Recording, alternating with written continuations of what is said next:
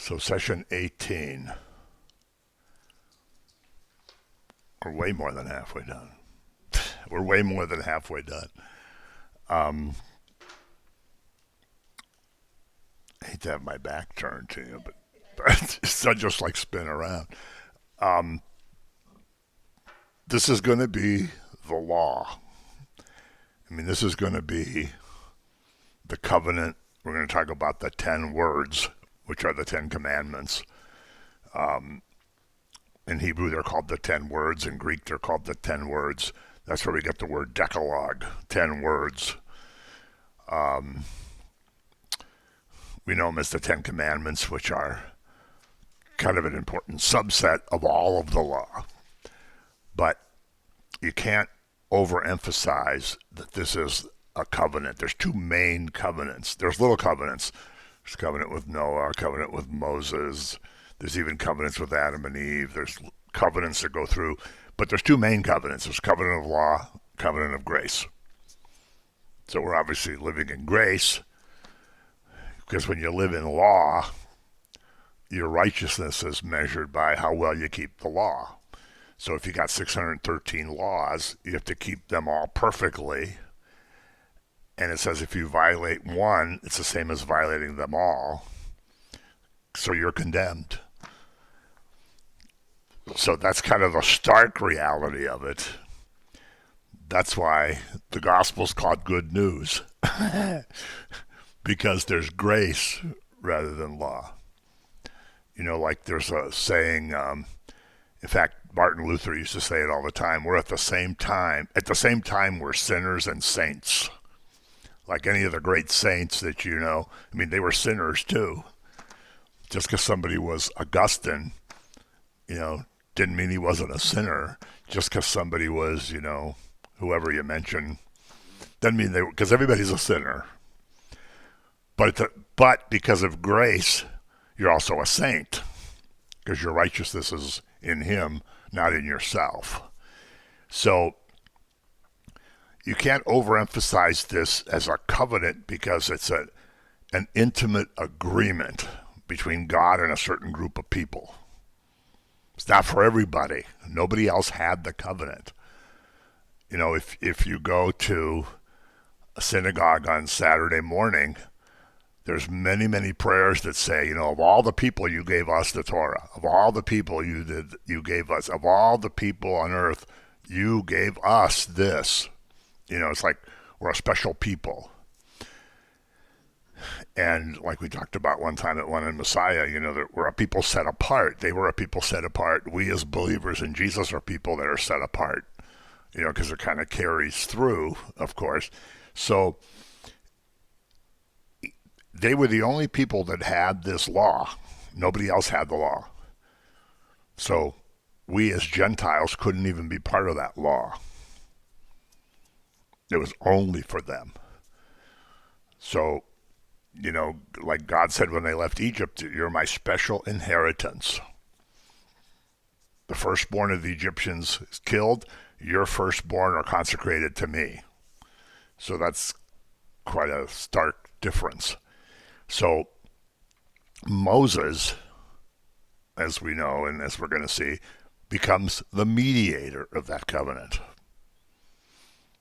God gives him the covenant. He writes the covenant down, presents it to the people, posts it on his website, sends everybody an email so that everybody knows what it is. Where's Jordan? Moses writes down the covenant. So this is finally, there's scripture. There's no scripture up to this point. It's hard for us to imagine. And until the law's given, they knew about circumcision. They knew about the Sabbath day was supposed to be a rest. But there really weren't any other laws. And like Paul points out, when the law comes, then it shows you what sin is. Because without a law, you don't know necessarily. I mean, you kind of know it's wrong to kill somebody, and you kind of know it's wrong to steal somebody's stuff, but I mean, you can imagine a society that says, well, there's nothing wrong with, adultery. There's nothing wrong with coveting. There's nothing wrong. But when God says this is the law, then that puts it as a standard. And it's a standard for holiness. Either you keep the law or you don't. It's a 0 or a 1. There's no halfway keeping the law. It's kind of like you have to stop at a red light. If you stop, you've obeyed the law. If you go through it, you haven't obeyed the law. I mean, if you stop under it, you probably have violated the law. You'll still get a ticket. But Moses becomes the mediator. This is what's important. He's the mediator of the covenant. That's why sometimes it's called the law of Moses. But of course, Moses doesn't give the law. Moses just writes down the law. He doesn't make up the law. So the term Mosaic law or law of Moses, people can get confused by that because they think Moses made up the law. So he becomes the mediator. So he's the mediator of the old covenant. And as we're going to see, when all the law is given and he presents it to the people, the law is actually sealed in blood.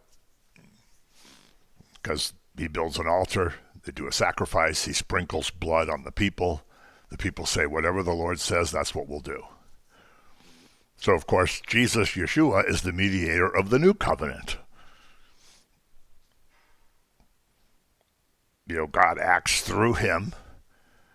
He becomes the sacrifice. The covenant is sealed in his blood. As he says, this is the blood of the new and eternal covenant.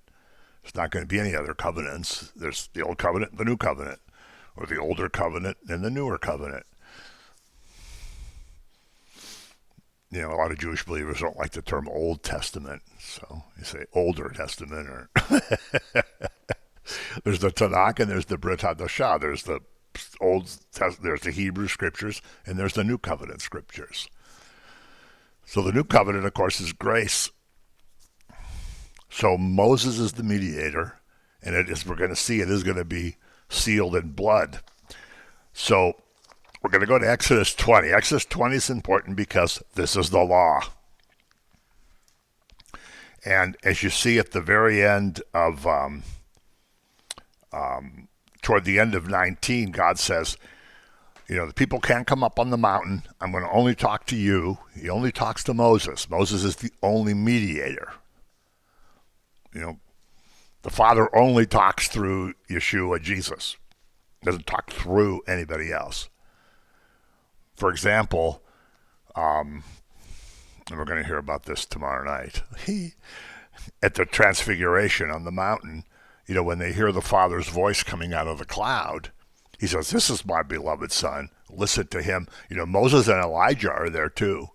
But the Father doesn't say, oh, on the other hand, too, there's Moses and Elijah, so listen to them. He only says to listen to Jesus. Because Moses, of course, represents the law, and Elijah represents the prophets. But now Jesus is here. And like the first chapter of Hebrews says, in these last days, God speaks through his Son, rather than through prophets and.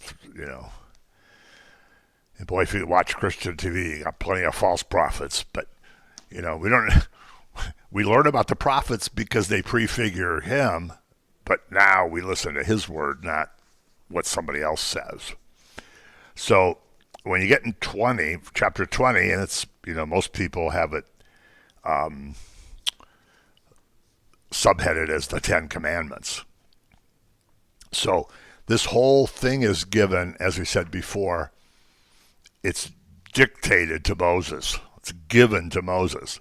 Moses does not have a say in this. God doesn't ask Moses' opinion on anything. He doesn't take a poll to see what the people are going to like.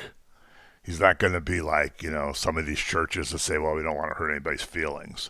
Because God says, this is the law, and if it hurts your feelings, well, that's too bad. It's not about you. This is the law.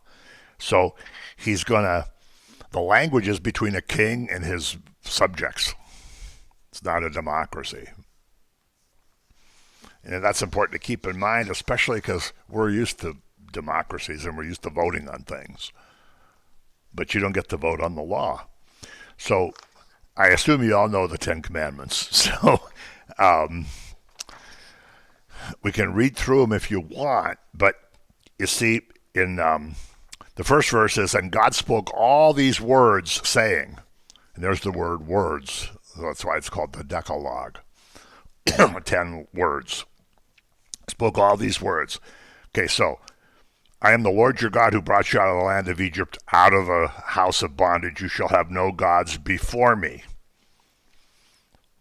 You shall not make for yourself a carved image, any likeness of anything that is in heaven above, that is in the earth beneath, that is in the water under the earth. You shall not bow down to them or serve them. For I, the Lord your God, am a jealous God, visiting iniquity of the fathers upon their children, to the third and fourth generations of those who hate me, but showing mercy to thousands who love me and keep my commandments. So in this verse, you see he clarifies that he's the one giving the law. I am the Lord your God. I'm giving you this law. There's no question who's giving the law. I'm the Lord your God. See, Lord capitalized. I'm the Lord your God. This is Yahweh talking. And it says, I brought you out of Egypt. I got you out of slavery. And now here's the rules I'm going to set. Because I did all these things for you. You had divine deliverance. And now there's going to be a few demands I make of you. But don't worry, there's only 613 of them. So that should be no problem. But then you have to get out of bed.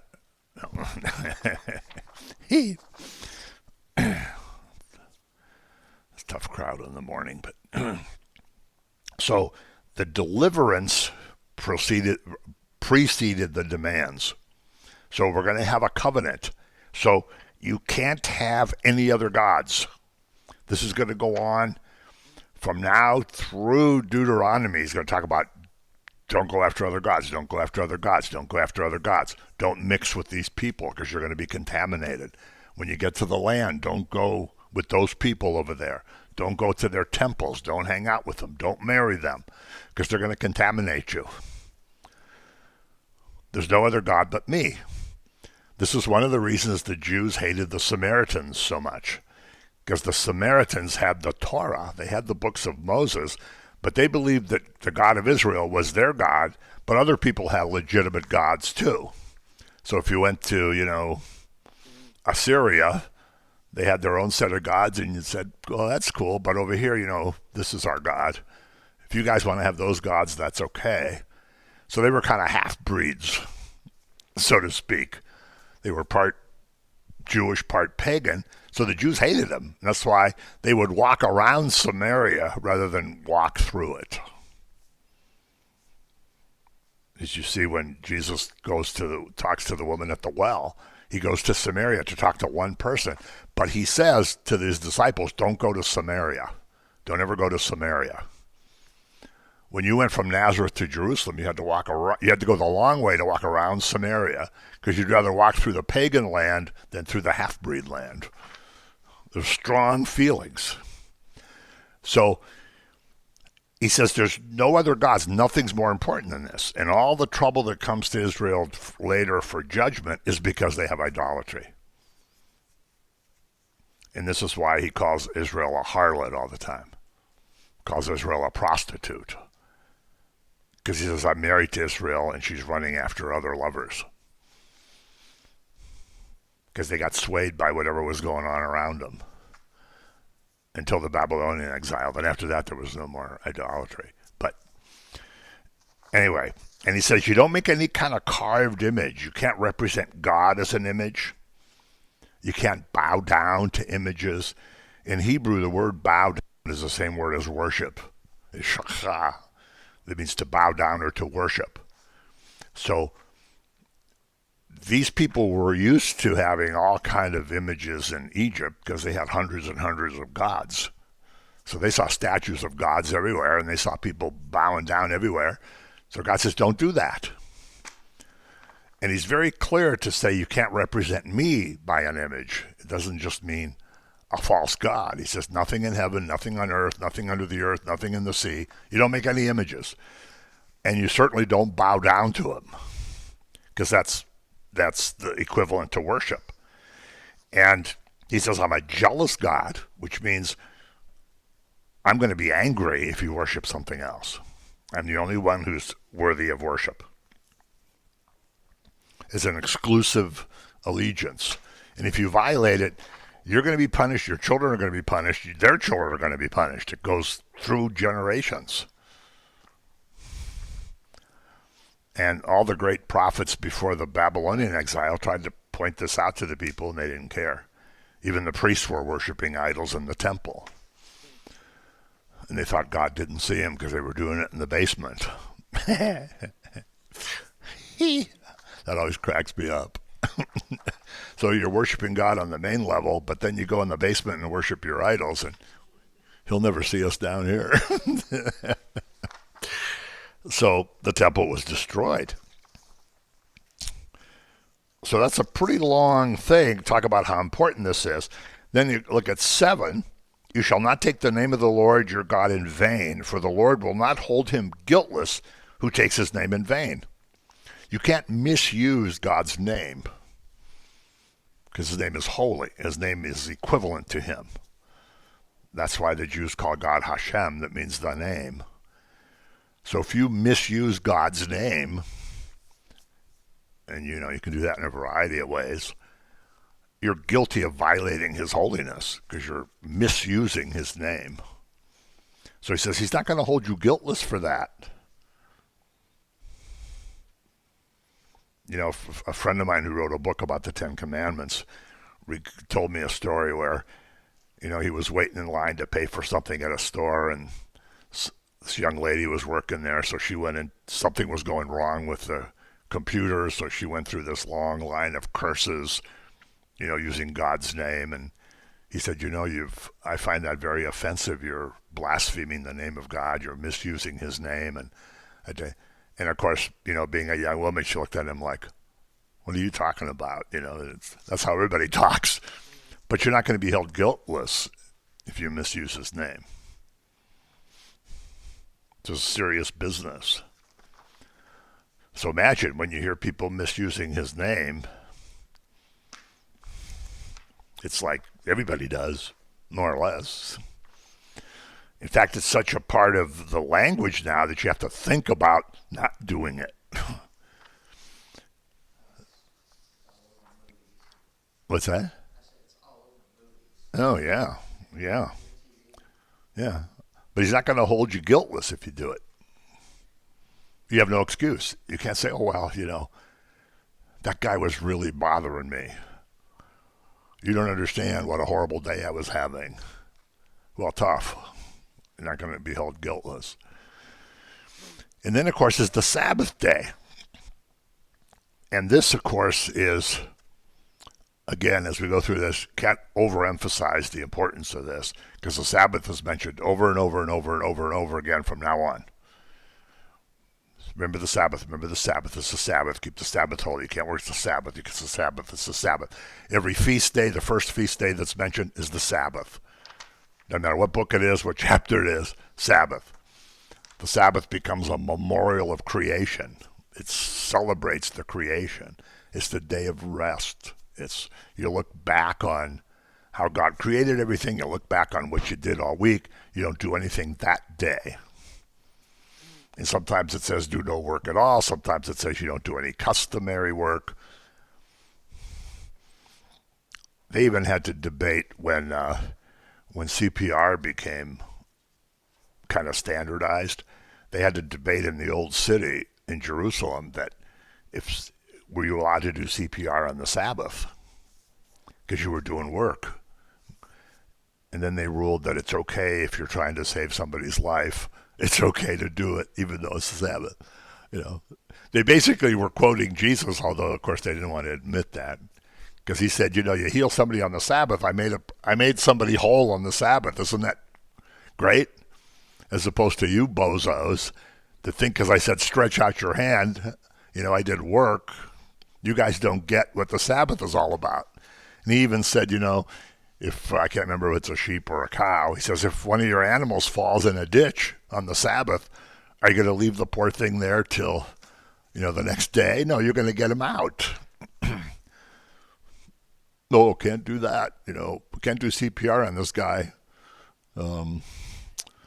Tough luck for you, bub, but I'm not going to violate the Sabbath. So the Sabbath day, well, we're not going to get into what day is the Sabbath because that's a whole charged episode. If you work with Jewish believers, that's constant argument and debate. Should we be worshiping on Saturday or Sunday? So we're not going to get into that, but we're going to say the seventh day is the Sabbath. It's the day of rest. In fact, the root word of Sabbath, every Hebrew word has a three-letter root, and the root word always has something to do with rest. So every word that has to do with rest has those same three letters in it. So it's really, really important. So he says, remember the Sabbath day to keep it holy. To keep it holy. 6 days you shall labor and do all your work, but the seventh day is the Sabbath of the Lord your God. In it you shall do no work, you, nor your son, nor your daughter, nor your male servant, nor your female servant, nor your cattle, nor your stranger who is within your gates. For in 6 days the Lord made the heavens and the earth, the sea and all that is in them, and rested on the seventh day. Therefore the Lord blessed the Sabbath day and hallowed it. So you keep the Sabbath day holy as a memorial of creation. And your servants can't work. Your animals can't work. It's rest. There's hotels in Israel where they disable the elevators for the Sabbath because the elevator is considered like your animal that works for you.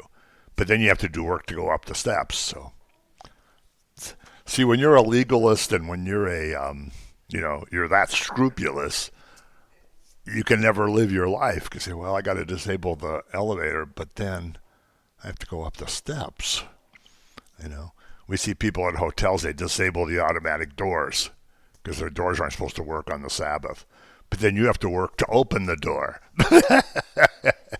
So it just goes. So there's really no logical way you could do it.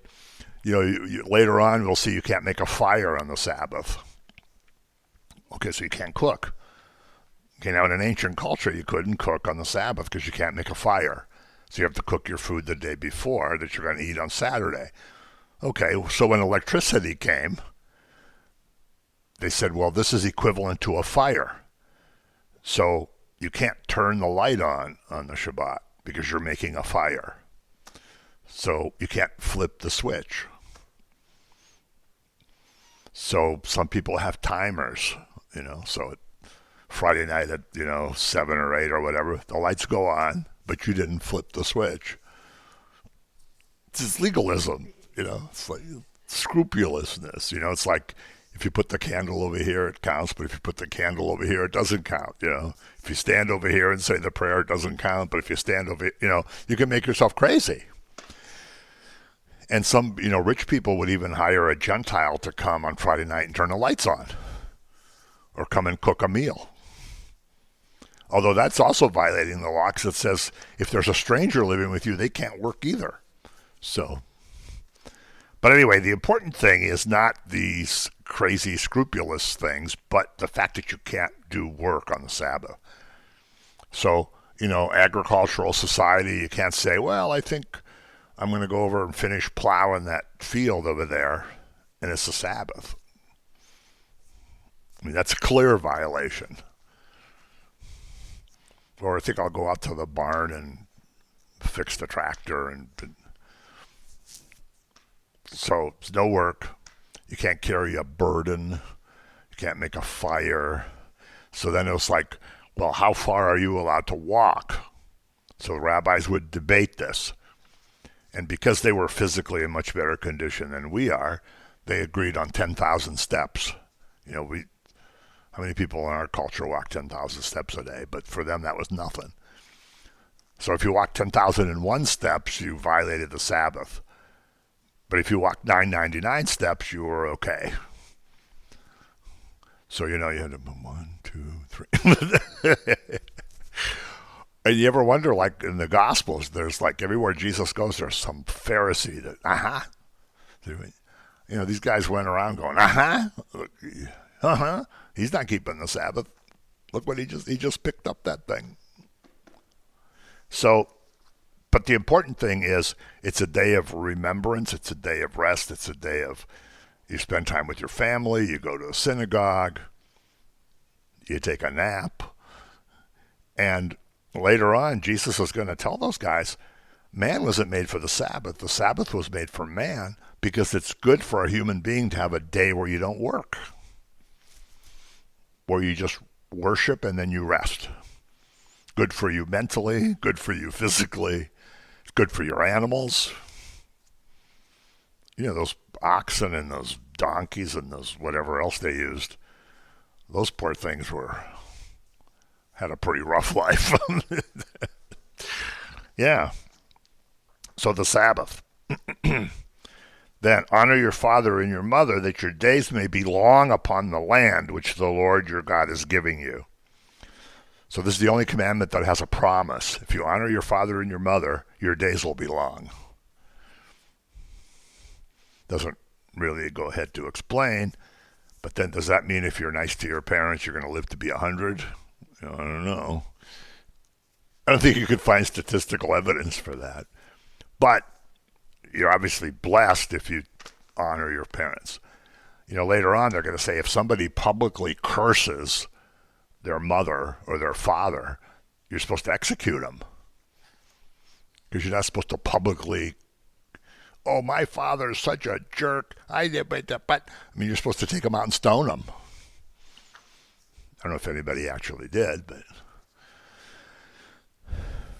So, because a man and a woman are responsible for producing human life, your parents are important because that's how you got here. God doesn't create humans just out of the dust. Just Adam he did. Right? That's why when everybody has their glorified body, Adam and Eve will be the only ones that don't have a belly button. And that's how you'll be able to tell. But they probably keep it covered. They're the only ones that never didn't have a mother. Basically. Even Jesus had a mother. They're the only ones that didn't have a mother. So, you shall not murder. Okay, now the Hebrew word is murder. It's not kill. And later on, there's going to be laws about times you're allowed to kill. You're allowed to kill in self-defense. You're allowed to kill in times of war, under most conditions. Now, if you commit atrocities during a war and you kill innocent people standing around, that's murder. But if you're fighting you're fighting an army, that's not murder if you kill them. You can get into all kinds of things of that. Yeah, I always think about World War II. You had these just mass bombings of German cities, Japanese cities, guys in a plane, dropping bombs. Thousands of people getting killed underneath them that they don't even see that they're killing. But anyway, killing in self-defense is okay.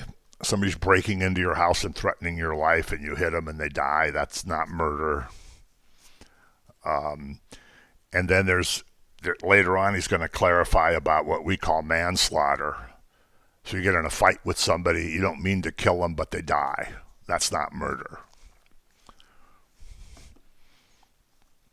But the Hebrew word is murder, which indicates an unjustified reason for killing somebody, that you have planned it. It has the sense of you plan to kill the guy. That's murder. You shall not commit adultery. Okay, so that's pretty self-explanatory. And so is you shall not steal. Now, it doesn't say, well, if you steal something that's worth less than $50, don't worry about it. If you steal something that's, It doesn't put a limit on it. I mean, of course, that would be impossible. It would be different in every year and every culture, but you don't take anything that belongs to somebody else. This is why we have that half-joking thing we sometimes do on Friday nights where somebody says, well, I'm a really good person.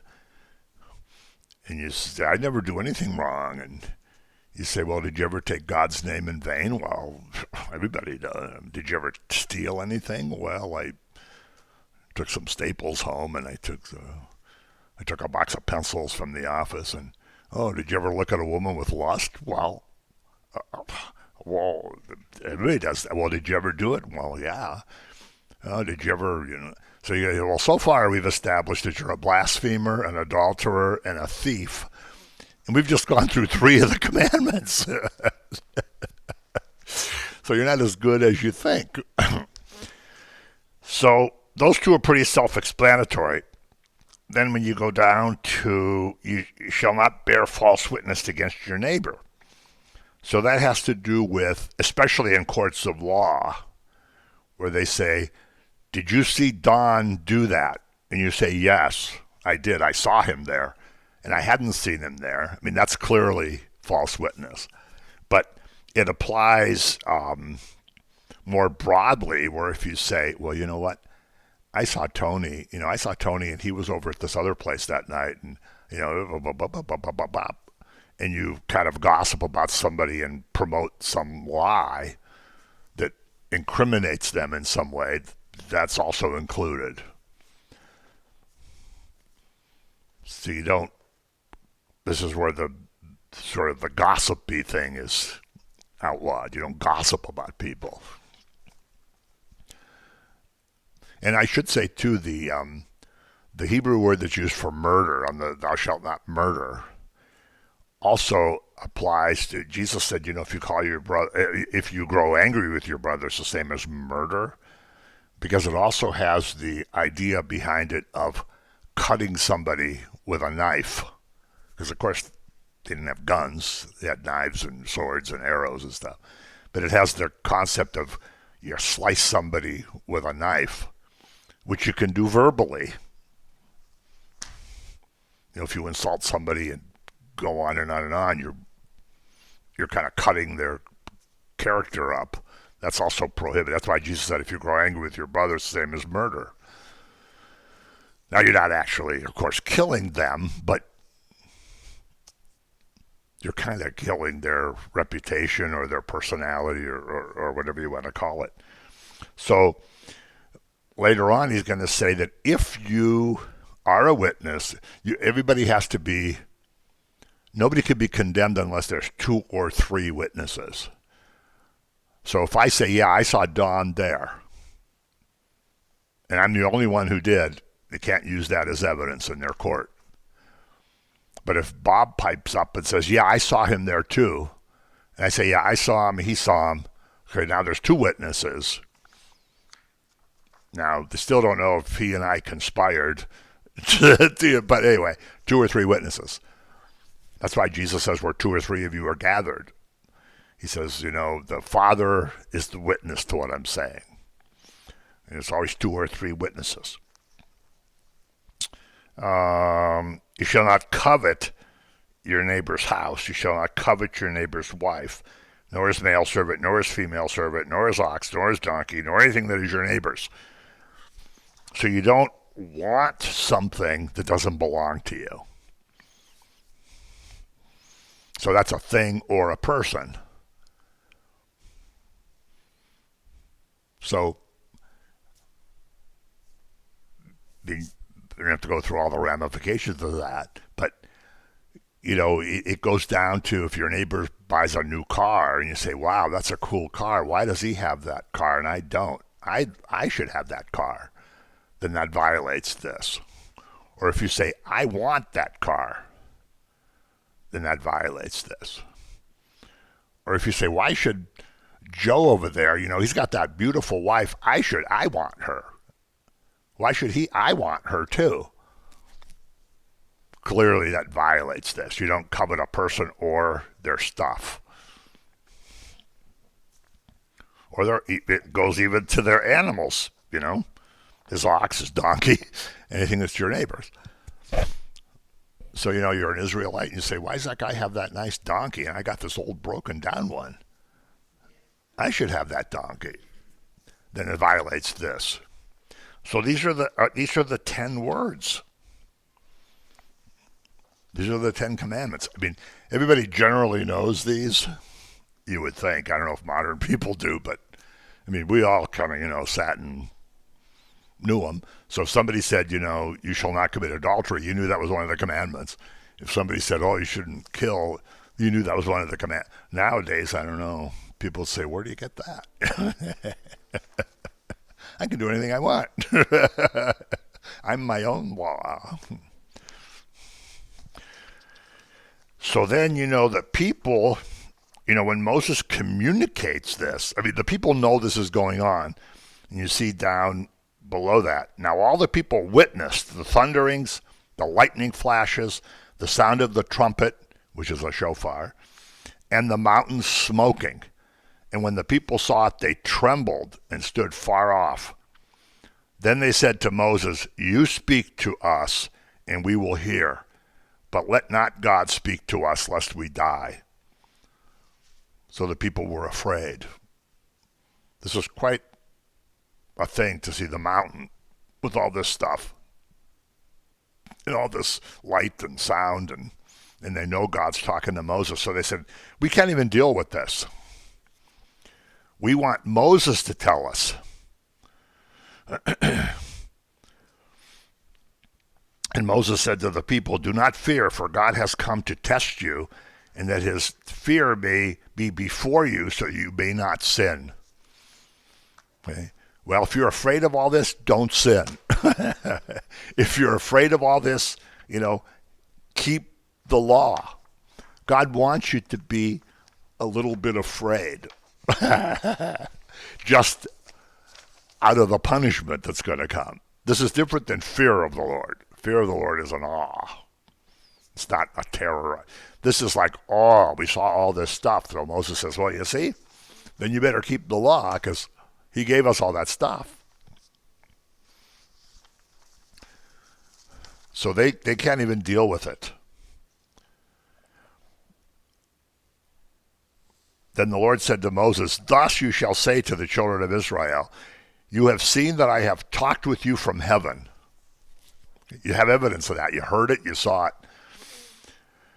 You shall not make anything to be with me, gods of silver or gods of gold you shall not make for yourself.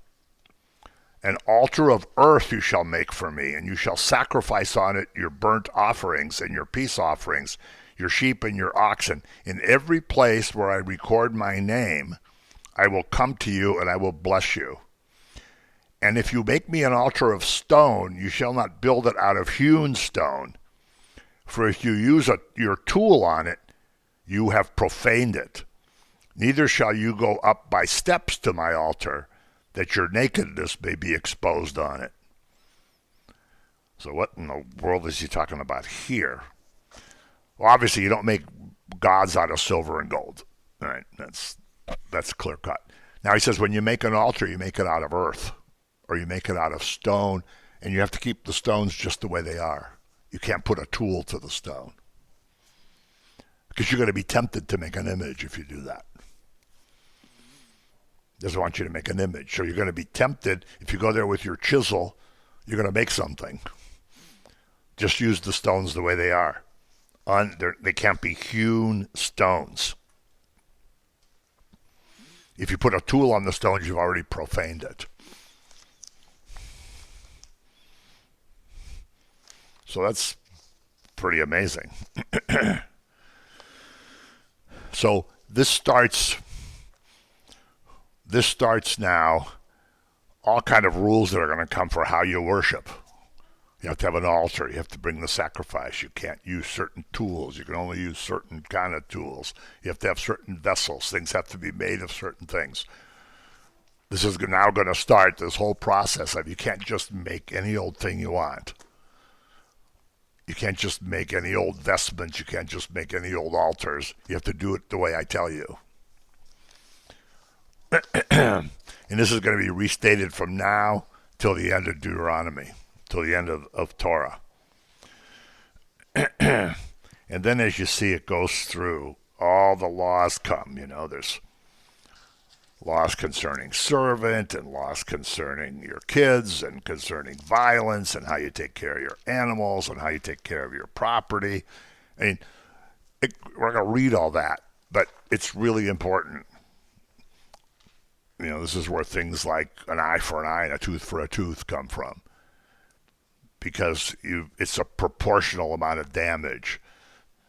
So if somebody comes and attacks you and they break your arm, you don't kill them, because all they did was break your arm, so you can have their arm broken. Somebody punches you and knocks out a tooth, you can punch them and somehow make sure you just knock out one tooth. But the important thing is this proportion. You don't kill somebody because they knocked out one of your teeth. So, I'm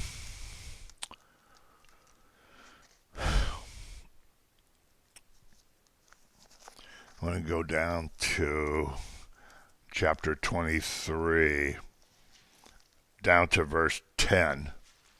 Sometimes the verses vary on which translation you have, but there's, just like he established a Sabbath day of the week, there's also a Sabbath for the land. 6 years you shall sow your land and gather in its produce, but the 7th year you shall let it rest and lie fallow, that the poor of your people may eat, and that they may leave, and what they leave, the beasts of the field may eat. In like manner you shall do with your vineyard and with your olive grove. 6 days you shall do your work. On the 7th day you shall rest, that your ox and your donkey may rest, and the son of your female servant and the stranger may be refreshed. So, again, restates the Sabbath. You have to rest. It's good for everybody, good for your animals. But every 7th year, the land has to rest. That's called the Shemitah. Every 7th year, the land has to rest. Now, agriculturally, it makes a lot of sense. Farmers figured that out, even without God's law, that if you let the field by itself for a year, the nitrogen replenished, and because crops take so much nutrients out of the soil. And when they got to the land, they did not do this. Ever. Well, I don't know about ever, but they didn't do it for 490 years, which was 7 cycles. So God said you have to spend 70 years in Babylon to pay for the fact that you didn't do the Shemitah every 7th year. So it takes this seriously. But we're not going to talk about the Babylonian exile. But the land rests every 7 years.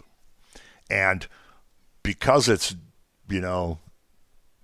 a field with soil and it rains and stuff, some stuff might grow, but you're not allowed to harvest it.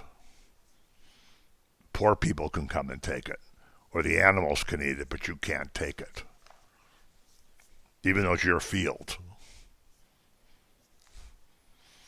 And later he's going to talk about how you harvest the field and you have to leave for the widows and the orphans, and how you only shake the nut trees once, and how you go through the vineyard one time, and whatever grapes you missed, you have to leave there. You can't go back and get more, because they're for the widows and the orphans. It's kind of like a social program. Because you have to keep in mind that a widow with young kids, or a widow even without kids, was not an economically viable unit. If you were a young woman with 2 or 3 little kids and your husband died, you were in big trouble. You couldn't say, I'll get a job at Macy's, or I can get a job at Burger King. But no, you had to depend on your family, or you had to beg, or you had to say, we can go to that field over there and glean, as he's going to call it later. the corners of the field. We can take whatever crops. We can go through that vineyard, even though it's not ours, and take whatever grapes are left. We can go get the nuts off the trees because the guy already harvested his stuff. So it's kind of like a, social program to help poor people, especially widows and orphans. See, we don't realize that now because, a spouse dies, the other spouse gets life insurance, and they got, bank accounts and get their Social Security or pensions or whatever. But a widow is not economically sustainable. I mean, even if she made crafts and tried to sell them, that was like, whoa, a woman can't do that. You can't sell stuff. God doesn't prohibit it, but that's just what happened.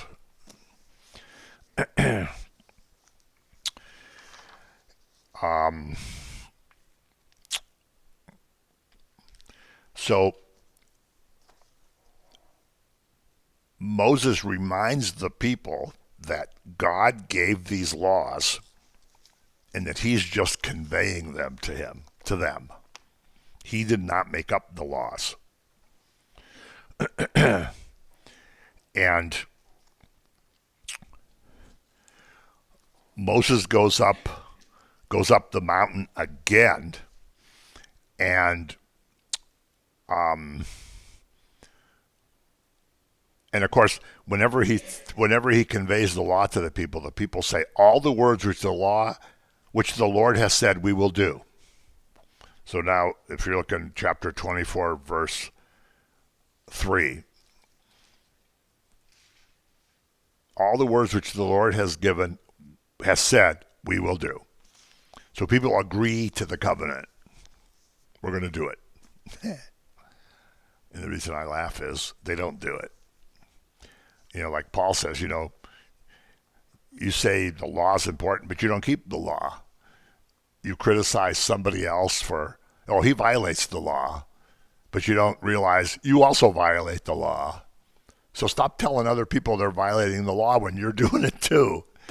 Or, if you're a thief and you say, yeah, I steal stuff, but, he steals stuff too. Shut up, because you're both guilty.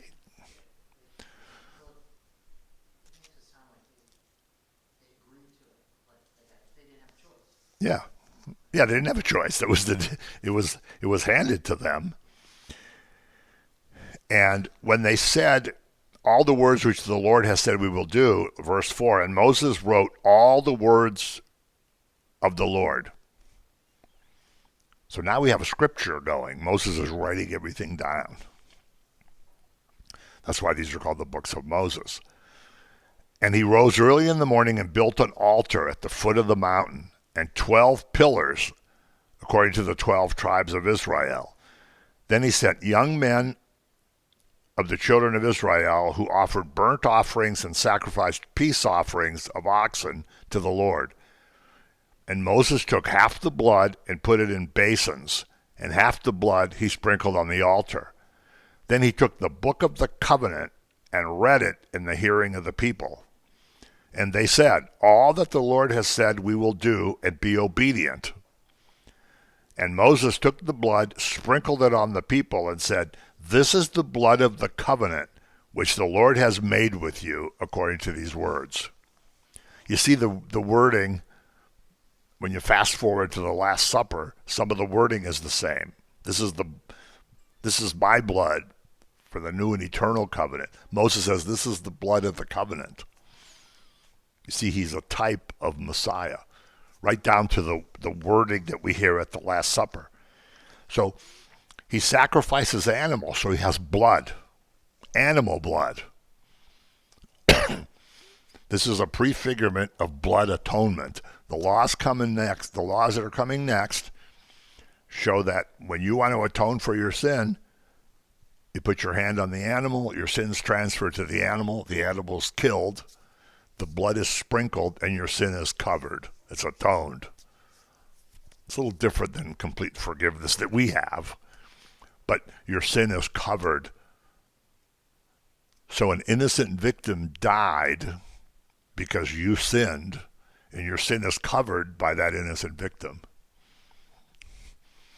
And I go back to the first time I heard an explanation of this. I was driving over 480. I didn't know any of this stuff. And I heard this guy talking about, you put your hands on the animal and your sins transferred and the animal's throat is cut and they sprinkle the blood. And I'm like, and then he asked the question, which changed my life. And, the powerful question is, what did that lamb have to do with the fact that you sinned? And of course, nothing. A lamb, cute little lamb playing over there, doesn't know what I'm doing, has no way to know what I'm doing, can't judge what's moral, immoral. It's just being a lamb. But because I sinned, the lamb died. This is the basis of blood atonement. This is what prefigures the cross, because an innocent victim dies in my place. He had nothing to do with my sin, but he died for it. So this is what God's going to give as the rest of the laws are all going to point to the cross. That's why Jesus says all the scriptures testify of me. It's all about me. So here he sprinkles the blood, says this is the blood of the covenant which the Lord has made. At this point, he already has written down, he says he has the book of the covenant and reads it. So he starts to read all the law he's gotten so far. There's going to be more. But he's going to read all the law he's gotten so far.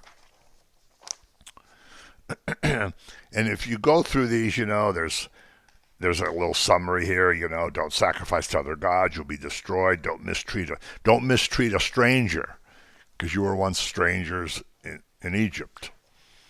Don't afflict widows or orphans, or God will make your wife a widow and your children orphans. Eye for an eye, tooth for a tooth. We already talked about that. Sabbath every seventh year for the land, and the poor can harvest whatever grows. Then he establishes 3 pilgrimage feasts, which, of course, there's no Jerusalem at this time. There's no Israel at this time. They're in the desert they don't even have the tent made yet. But God says 3 times a year you have to come before me. Every man has to come before me, and you can't come empty-handed. And those are Passover, which is coming up, Pesach, Pentecost, Shavuot, and Tabernacles, Sukkot. Those are the 3 pilgrimage feasts. Every man had to go to Jerusalem. When Jerusalem became the seat of the temple, and it's the place where God put his name, as it said there. At this time, you had to present yourself at the tent, which wasn't that hard to do because it was right in the camp. But if you lived in Nazareth, you had to go to Jerusalem for the pilgrimage feasts. So when there was little Jesus, he and Joseph, and presumably, your family probably went too, so Mary probably went too, but Joseph and Jesus would have had to go, because a man had to go to the pilgrimage feast. So that's why when Jesus dies, it's Passover, and there's thousands and thousands more people in the city than there normally would have been. So they're on a main road. The cross is on a main road, and there's people going, everybody sees it. Pentecost is a pilgrimage feast, Shavuot. So Holy Spirit falls. Peter's got a ready-made audience of thousands of people that won't normally be there to do his famous sermon in Acts 2. So in chapter 25, it talks about everybody has to give an offering because we're going to build the sanctuary. So you have to give jewels, you have to give precious stones, you have to give cloth, you had to give oil, anointing oil. And he says, I'm going to show you what you're going to do with it, but you got to collect the stuff. Because remember, when they were leaving Egypt, the Egyptians gave them all their silver, gold, and jewels and cloth.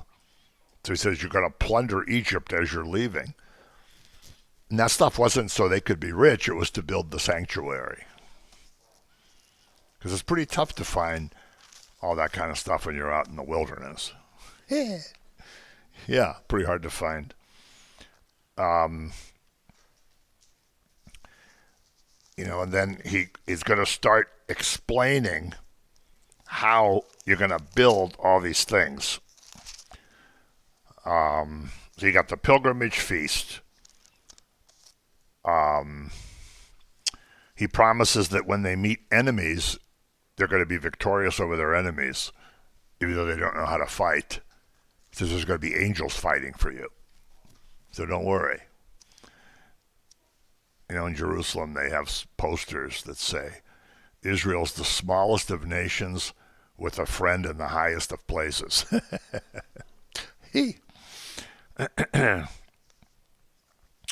So, and you ought to really read all this because, for your homework, like I always say, because it's important that you kind of know this. You don't have to know it in detail.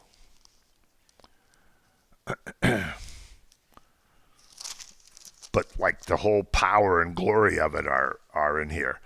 Then he shows them how to build the ark out of acacia wood, the dimensions of it, how many cubits it is, wide and high and long, how it's acacia wood, but then you have to hammer gold over it. Everything's covered with gold. You have to move it with the poles. They're going to get more detail later. You have to move. You can only move it with the poles. You can't put it on an ox cart like David did. And poor Uzzah gets struck dead. You can only carry it with the poles. You have to make tables and you have to make altars, and tells them how you have to have showbread. There's always bread before the Lord. There's always bread in the presence of God. So we know that Jesus tells us he's the bread. He's the bread of heaven. So there's always bread before the presence. This prefigures the Eucharist, prefigures communion, where you have bread in the temple before the Holy of Holies. So that's pretty cool.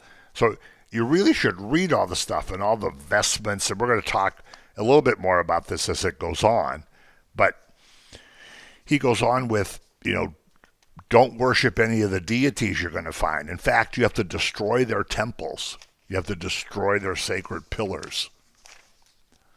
When the Spaniards got to Mexico and through the New World, this is what they did. From a historical viewpoint, it was bad because they destroyed a lot of history. They destroyed a lot of the architecture of the Aztecs and the Maya and the Incas. But they're saying, hey, this is all pagan stuff. We got to destroy it, and we're going to build churches on top of it.